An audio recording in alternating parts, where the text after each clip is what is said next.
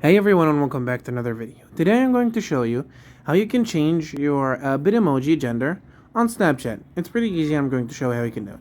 Basically, your bitmoji is your character, or basically your character on the top left corner. As you can see, this is my bitmoji. Let me just switch. This is my bitmoji on the top left corner.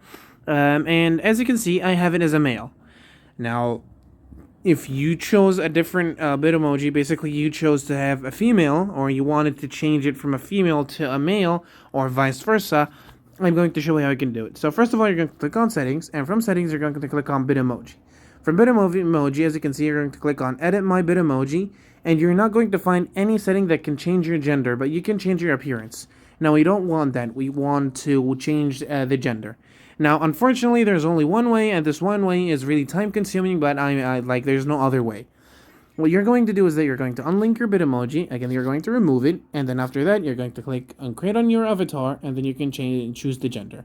And I'm going to skip this, and as you can see, I changed my gender, and you can now pick whatever, and now you change the gender, and now you can start making your own bitmoji again. So yeah, guys, thank you so much for watching. Don't forget to like and subscribe, and I'll see you later.